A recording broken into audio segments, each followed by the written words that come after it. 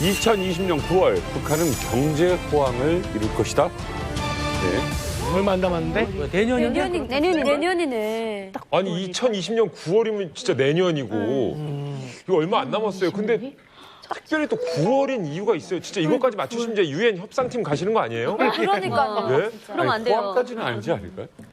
바로 미국 대통령 재선이 내년 11월 3일 있기 때문입니다. 그건 무슨 상관이에요? 지금 현재 한번 미국 재선을 미리 한번 본다면은 미국 재선이 11월 3일 있지만은 재선이 다가올수록 미국에서의 트럼프에 대한 민주당의 공세는 굉장히 강화될 것입니다. 네. 그때 트럼프에 대한 탄핵 정국도 가라앉혀야 되고 민주당의 공세도 갈아칠 수 있는 가장 실질적인 협상 카드가 트럼프로서는 북한의 완전한 비핵화 선언을 이끌어내는 것입니다. 그런데 그것이 저는 11월이 투표일이라면은 아마 넣어줘도 2, 3개월 전에는 우리가 원하는 비핵화에 대한 확실한 합의 선언이 나오지 않을까 저는 조심스럽게 예측합니다.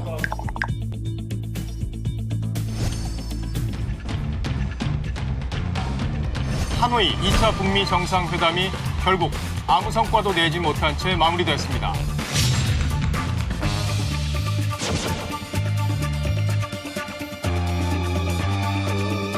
이제 본격적인 3차 협상이 시작됩니다. 그런데 양쪽 다 결렬을 선언했기 때문에 미국과 북한은 지금 강대강 대결이 되었습니다. 그래서 쉽사리 서로가 얼굴이 붉혀졌는데 뭐 다시 만나기 쉽겠습니까? 그래서 소강 상태가 됩니다. 그 대신에 실무 협상이 시작되겠죠.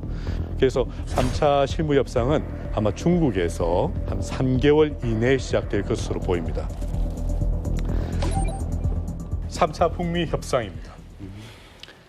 여러분께 좋은 소식을 전해드려야 되는데 3차 북미 협상의 결과가 결렬이라고 말씀드릴 수밖에 없는 상황을 죄송하게 생각합니다.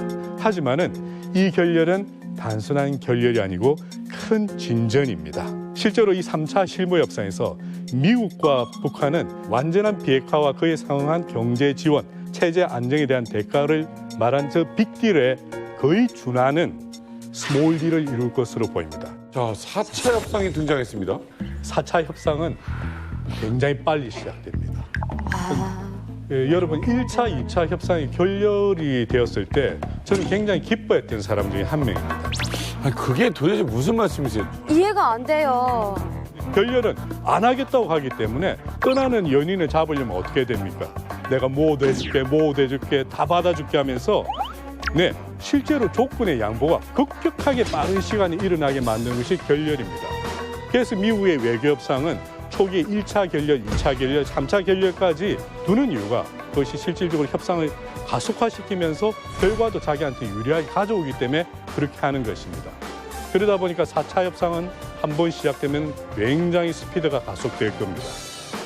그래서 4차 협상이 성공하면은 완벽한 비핵화를 선언하고 거기에 상한 조건을 제시하겠죠. 그래서 양쪽 다 이제는 비등한 협상에서 그래도 윈윈 상태로 도달하는 것을 말합니다.